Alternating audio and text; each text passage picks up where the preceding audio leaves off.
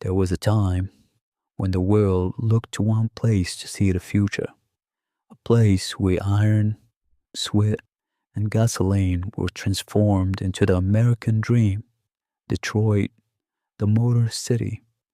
In 1950, it was the wealthiest city in America, a place where a man with nothing but a high school diploma and a pair of work boots could build a life of dignity, a house, a family, a legacy. It was the arsenal of democracy, the heartbeat of the free world. But today, the silence in the streets is deafening. The skyscrapers are empty. The assembly lines are frozen in rust. And the empire that put the world on wheels is a shadow of its former self. What happened to the city that built America? And more importantly, could the same thing happen to the rest of us? The arsenal of democracy. To understand the fall, you have to remember the height. After World War II, Detroit was unstoppable. The big three, Ford, GM, and Chrysler, didn't just make cars. They made the middle class. They offered a deal that doesn't exist anymore. You give us your hard work, and we'll give you the world.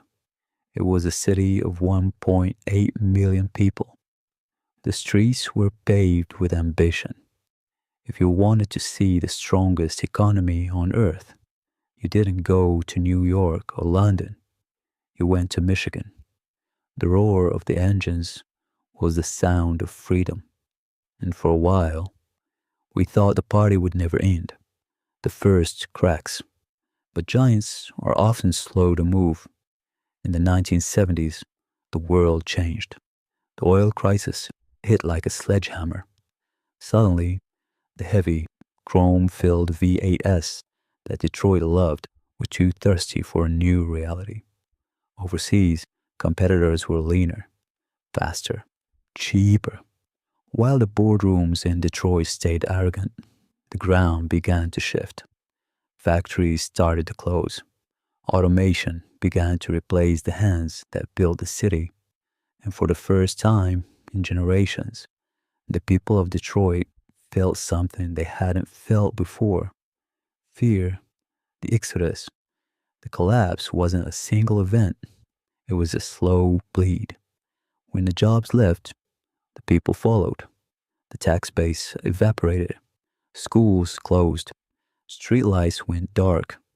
By the time the city declared bankruptcy in 2013, Detroit had lost 60% of its population. It's easy to look at these ruins and see poverty porn.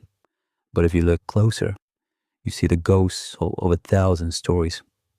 That empty living room was once a Christmas morning. That rusted factory floor was where a grandfather earned his pension. The dim Motor City didn't just lose its money, it lost its purpose. The warning. Today, Detroit is trying to fight back. There are signs of life in the downtown core. New stories are being written. But the lesson of Detroit remains a warning for every industrial nation. A city is more than its buildings. It's a social contract.